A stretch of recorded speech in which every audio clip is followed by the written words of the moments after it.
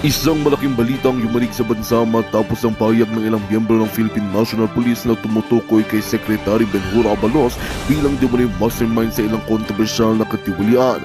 Ang pagbunyag na ito ay nagdulot ng pangamba at galit sa publiko, lalo't nanggaling mismo sa hanay ng mga alagad ng batas ang impormasyon.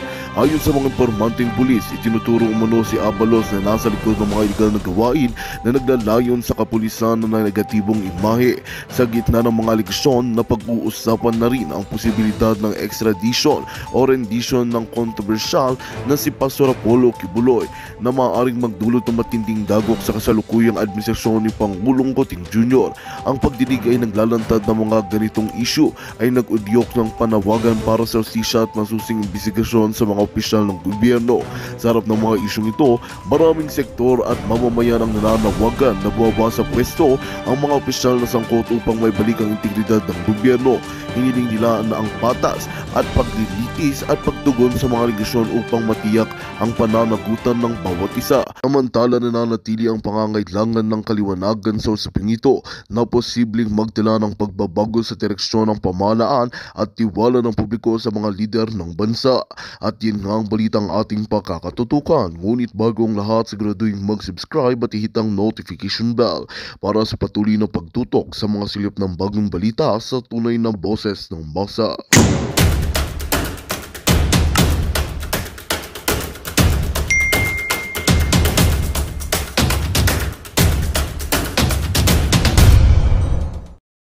Bakit hindi dapat mag-surrender si Pastor? No, kung ako siya, bakit ako magsusurrender sa ganyan? Bobombahin, lalo lang naging maliwanag kung bakit dapat hindi mag-surrender si Pastor kasi maliwanag na may meligro ang buhay niya. In other words, tama kami. Yung extraordinary rendition ay gagawin yan talaga ng Amerika kay Pastor. Otherwise, bakit yung NBI nagawa niya ng simple lang yung kanyang mandato? Diba? So ang kausap dito, ang kakuntsaba yan, PNP, si Abalos at si Bongbong Marcos. No, kahit si Bongbong Marcos ay lumulutang sa kung saan, siya pa din ang namumuno. So shock sa kanya ang bagsak nito. So lahat ito, the buck stops with you. The presidency is a very lonely job. I don't even know why anybody wants it. But nanloko kayo, di ba? Nanloko kayo ng isang bansa, kayo ng kapatid mong si Amy Marcos, nilinlang nyo si Vice President para makaakyat ulit kayo sa Malacanang. Sa madaling salita, gustong-gusto mo maging president. O ngayon president ka. Yeah. Hindi lang gobyerno ang napapaya. It's all actually the whole Philippines.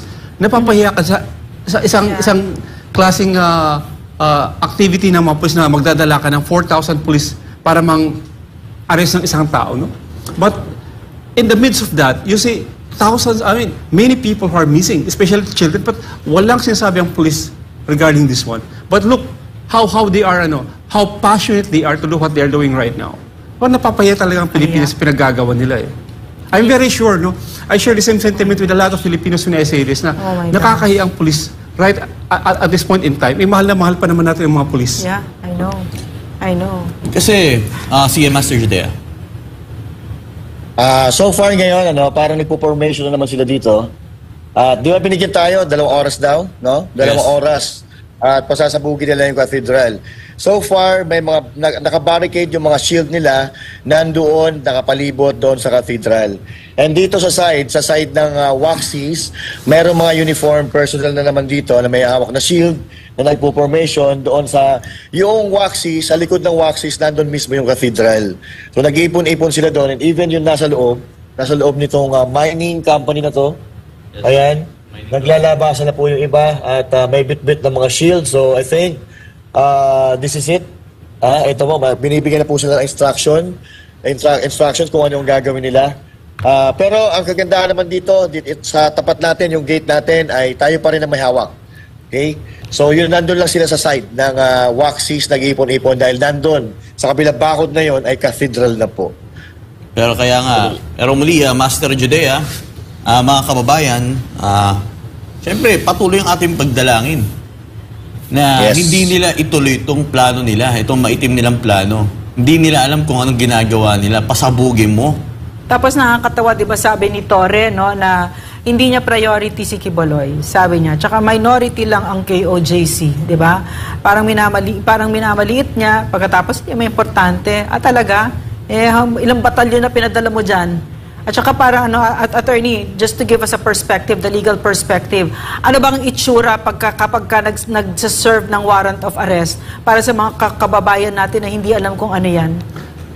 Simple lang naman ang service ng in execution ng warrant of arrest. It must be made in a reasonable manner that is respectful of the constitutional rights of the person to be arrested, and it must be done in a manner that halimbawa, huwag mo siyang gawin sa gabi kung wala namang ginagawang masama yung taong subject of the warrant of arrest. So, ang assumption ng ating rules of court is that the police will serve it in a way respectful of the rights of not only of the person to be arrested, but actually yung nakalagay doon is the right to be arrested ng yung tao mismo. Kasi hindi niya iniisip na bakit mo naman i-violate yung rights ng mga taong hindi naman kasama sa loob ng warrant of arrest. No? So it just shows yung pinagawa ng police natin na ang tao namang i-arrest pala is si Pastor Apollo Quiboloy, but the rights that are being violated are those of yung mga estudyante, yung mga members ng KOJC, yung kung sino man yung mga IPs na nakatira dyan, yung mga pinagsisipa yung upuan, yung mga namatay because of the stress. Nobody is talking about that. Even, I think there's one casualty during this time. Yes, one casualty. So parang as if these people do not matter to this police officer or to the one conducting the service. Parang hindi sila nag-exist as if they don't have their own individual rights. And I heard Abalos and Torre, parang sinasabi nila, yung mga nagpapanik dyan, yung mga naghihisteria, drama lang yan. Imagine that kind of heartlessness, Magdadrama ka hanggang sa mamatay ka, parang... I know. Saka you don't say that. You do not have the right to say that as a public officer, What you do is to calm the situation, and you say na ginagawa lang namin yung huwag kayong It's very irresponsible to say that as a public officer. But you know what, from a higher perspective, I hope, is what I'm looking at it so that it doesn't crush me because it's too painful, Why would I stop my enemies from committing one mistake after the other? Because in the end, this is going to destroy Bongbong Marcos. That's what it is. There is nothing for him to gain with leaders like this, who are exactly like him. Immoral, indifferent, abusive, di ba? Anong makukuha mo, anong mapapala mong makabutihan dito? Kaya gusto kong tanungin dito si Amy Marcos, Kasi sinabi niya mag-surrender daw peacefully si Quiboloy. Senator, nakikita mo pa ito? Hindi ba maliwanag sa iyo kung bakit hindi dapat mag-surrender si Pastor Quiboloy dito? Kasi talagang papatayin siya. Hindi ito, dinescribe lang ngayon ni Attorney Bosantog yung tamang pag-serve ng warrant of arrest. And this is like millions of leagues away from the normal way of doing it. Which means, hindi na warrant of arrest ang interest dito. Pasasabugin mo ang katedral. Di ba? Remember nung kinuha si Marwan? Yeah, the terrorist. Yes. Kung saan we sacrificed more than 44 lives ng staff natin. It's not at this caliber yung pinaggagawa na. That person is a known terrorist. Gumagawa siya ng bomba, and actually marami tayong Pilipino na yung biktima ng kanyang mga bombs, But as compared to what they're doing right inside the KOJC, into that operation of Marwan, parang talagang there is a willful on the part of the police officer kung sino nagbibigay ng order to violate rights, not to respect any rights, Tingnan mo yun. Yung sabi ni yan. That's a perfect example ng sinasabi ni President na dahil marami pang police, that's already a violation. Yes. The presence in the intimidation factor brought about by the numbers of police officers bearing long firearms is already a form of intimidation and harassment. Yan. Ito, like for example, yung mga kasama natin dyan. Ako kasi, attorney, kilala natin. Nakadapa na. Tapos, tapos pinapaligiran ng mga 10 police, Parang, hindi ba yan overkill? I'm wondering, watching all of this, itong karasan. Itong babae babae, ginagawa nila yan. Ginagawa nila yan sa babae. Yung babae nagmamakaawa na lang, at least yung babaeng pulis pinoproteksyonan pa dahil hinahatak na siya ng mga lalaking kapulisan eh. Thank you, ma'am. Thank you, ma'am. Kahit papano, no? Thank you. Oh my gosh. Kaiyak. So, You know what? I'm wondering, no? What is the punishment or reward for Torre, Abalos, etc., and all the other guilty stakeholders here, no? I wonder what has been promised them, punishment or reward. That they would do something as abusive and inhumane as this, no, to the Filipino people. Bakit ninyo ito ginagawa sa mga taong wala namang kalaban-laban sa inyo? May mga baril kayo, ang dami ninyo. Di ba? Bakit ninyo ito ginagawa? So, ang tingin ko, is it just the nature of the beast? Porket may dala kayong mga baril na wala na kayong control sa sarili ninyo? ma'am, Alam mo kung Gusto- bakit nagbigay sila ng 2 hours na deadline? Because I think si Atty. Torre nasa court ngayon. And they're going to file a motion to clarify whether or not they should vacate the property. At I think probably within the day baka lalabas yung order na yan.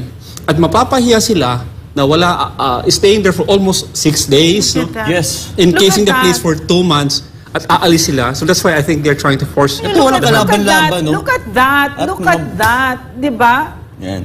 Look at that inhumanity. Ano ba kayo? Ano ba panahon tayo ngayon? Martial law ba ito ni Marcos Sr.? Bakit nyo ginagawa yan sa mga kababayan natin? Gawin nyo yan kay Torre. Gawin nyo yan kay Abalos at kay Bongbong Marcos. Huwag ninyo yan gawin sa walang kalaban-lawan at walang kapangyarihan. Baka walang niya. Yan po, nasasaksihan po natin ang ganyan po ang ginagawa nating kapulisan. Pero ma'am, gusto kong balikan din yung kung gaano ka-significant yung worship center Can I nito. just say something, Yeah, ha? yes, ma'am. Look, his bag is on the floor. What's in that bag? Precious stuff for him. Will he even get it back?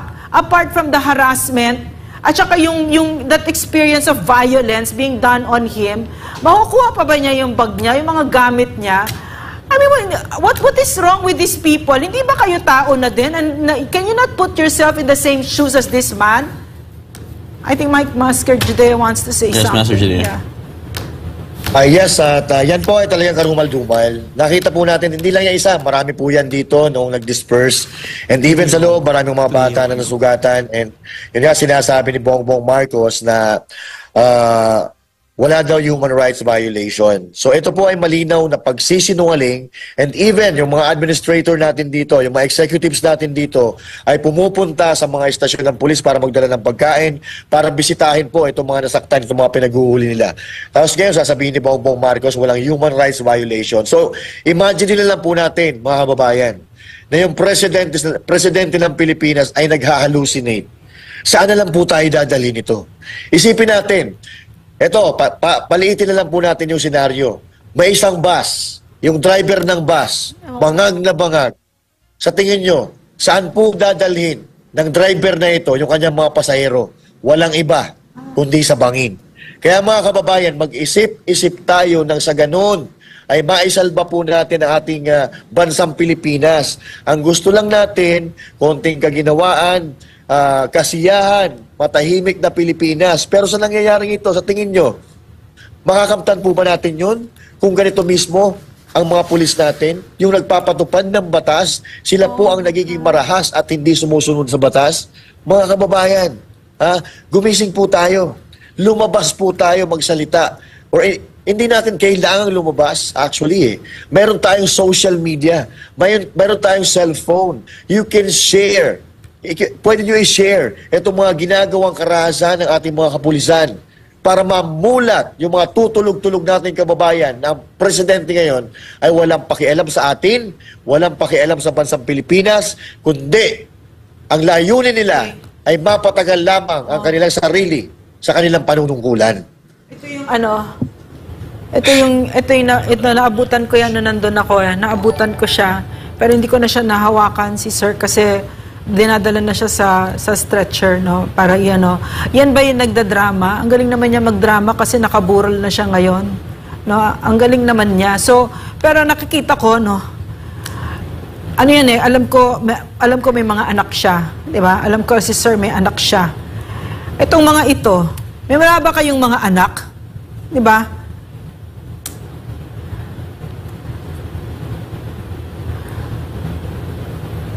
What is happening to this country?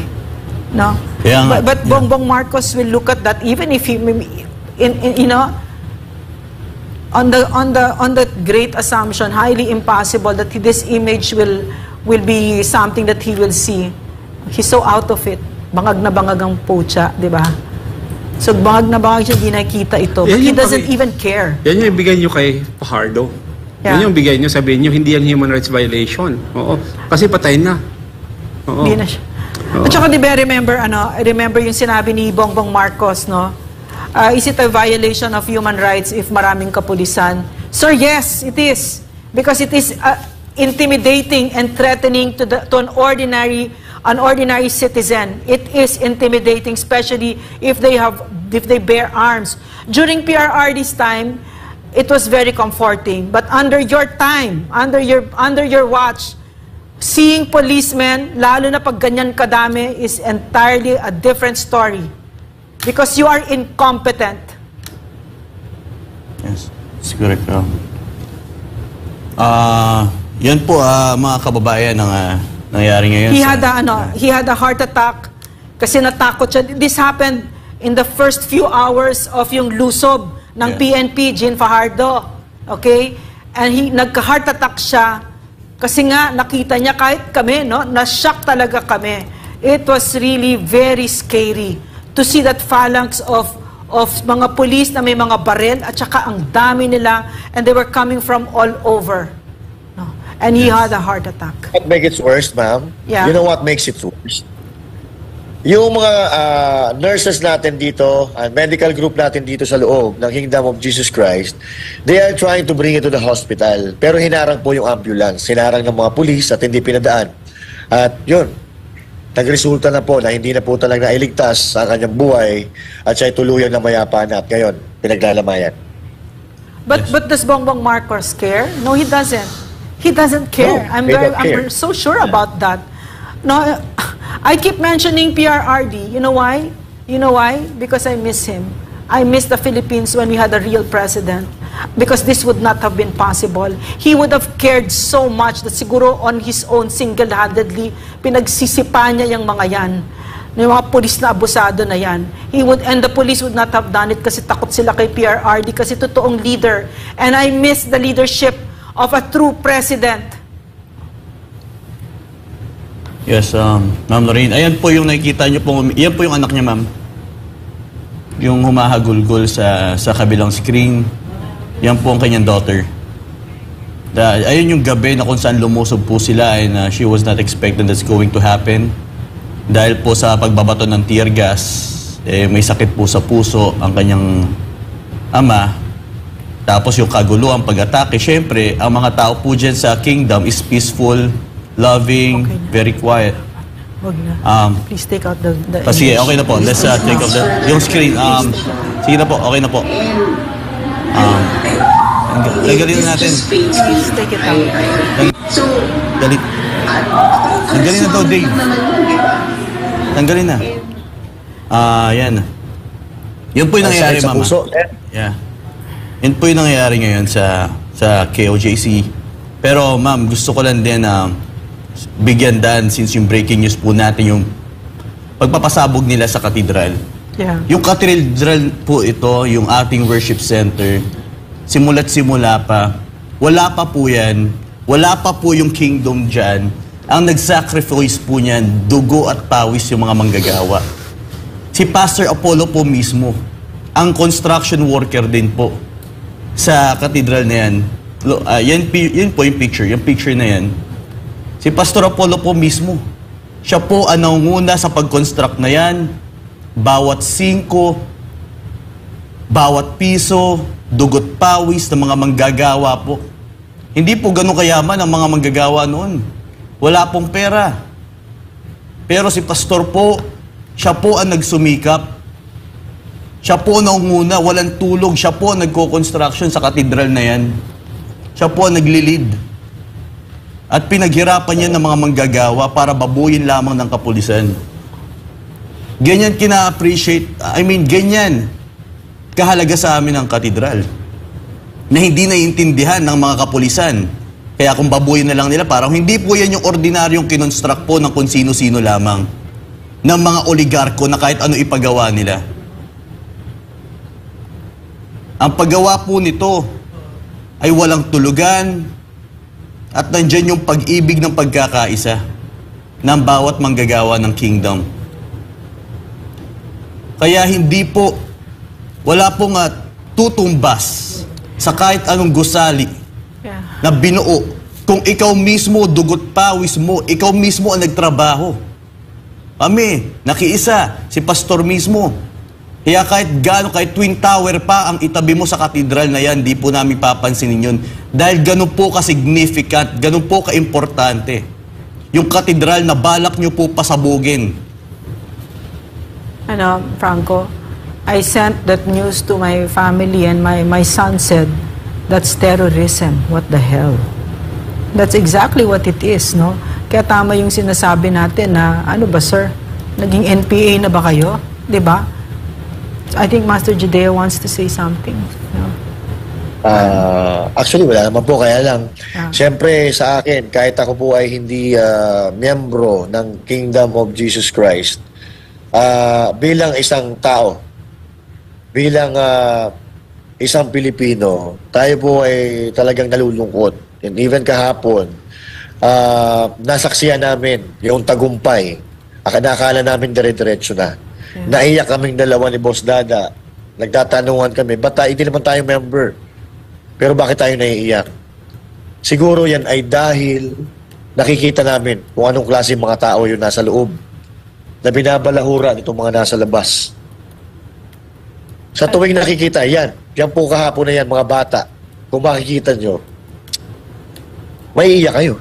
Maiiyak kayo dahil talagang yung galak sa puso nila, inilabas nila. Kasi from the start, hindi pa nilulusob itong Kingdom of Jesus Christ. Lahat ng emosyon ng tao dito, nakita na namin. Pagdating namin dito, lahat ng tao masasaya.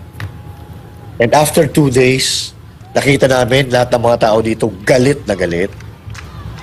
Hindi namin nakita yung ngiti sa labi na wala ng pansamantala. Yan kahapon, nung lumabas yung TRO, nakita naman ulit namin yung saya sa kanilang mga mukha, lalo na yung mga bata na hindi na nakakapaglakad ng tahimik dahil may mga nakahilatang pulis. And now, pasasabugin ang katedral, napakasakit po sa puso. At hindi ko ngayon ma-imagine kung ano ang mararamdaman ng mga taong ito. At kahapon, tinanong ko po yung isang administrator po dito, executive, kung ano po ang naramdaman niya nung sinisira po yung kanilang katedral. Alam mo po ang sagot niya sa akin, malungkot pero wala kaming nararamdaman. Hindi namin nararamdaman yung ginastos namin dyan, yung pagod. Dahil kung ito ay kagustuhan ng Ama, mangyayari. Pero sana naman sa ating mga kapulisan, magkaroon tayo ng awa. Dahil ito ay hindi po ito ninakaw sa gobyerno. Dugo at pawis ng bawat isang miyembro na nakikita nyo dyan na sumasayaw sa galak dahil sila ay nakalaya na sa panggigipit. Pero ito na naman, nandito na naman tayo at ayaw pa rin bumitaw ng demonyong si Torre sa panggigipit dito sa mga tao na to. Alam mo, Master Judea, Attorney and Franco, mga kababayan, yung maraming hindi nakakakilala, katulad natin, we've had the privilege na kilala natin ang mga taga-KOJC, napakabubuting mga tao, napakasimple, napakapuro, puro talaga, napaka-inosente, no? But a lot of people have not had the privilege na ma-meet sila, and yet, dumugo din ang puso nila para sa ating mga kababayan. It doesn't take much, no? It just takes for you to be human, to understand kung anong dinadaanan ng mga kababayan natin sa KOJC. At mukhang itong mga kayang-kaya ng gumawa ng ganyan, mga halimaw na. Ano pala ito? Gaza Strip na ba ito? Ginagawa nyo bang talagang terorista na ang PNP? Yan ba ang gusto ninyo? Kasi marami naghirap dyan. Marami naghirap dyan sa institusyon na yan. Marami ang nagbigay ng buhay dyan, nag-alay ng buhay para sa bansa. Marami ang kahit yung mga mentors nila, yung mga nagturo sa kanila. Yan ba ang itinuro sa inyo? maging terorista ng Pilipino? Yan bang itinuro sa inyo? So with this act, no, these acts that are happening there now because of this weak president, this weak Bongbong Marcos, he is destroying the institutions of our country, our defenders and our protectors, and he is corrupting them. Because I'm pretty sure we've heard reliable sources, malaki ang bayad dito sa mga leader. Pero sa foot soldiers, wala yan. Wala silang bayad. No, so, even the AFP, kinokorrupt ni Martin Romualdez through Bongbong Marcos. We heard reports. Is it true, Mr. Speaker, that you've been offering billions to commanders? Diba? So you are corrupting so very much like what Ferdinand Marcos Sr. did to our AFP and our police force during his time. Sinira niya, winasak niya, he corrupted it.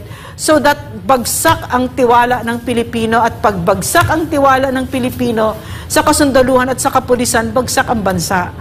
So ito ang ginagawa, nothing less than destroying our country and making of our country a state like Gaza Strip, like what's happening now in the Magandang balita ang hatid namin sa inyo ngayong araw. Sa pagtatapos ng aming balitaan, nagbigay kami ng mga mahalagang impormasyon. Maraming salamat sa pagtutok at pagsuporta sa aming programa. Huwag kalimutang manatili sa mga susunod na araw para sa mga bagong balita at mga kwento na dapat nating abangan. Mula sa Boses ng Masa, magandang araw, Pilipinas!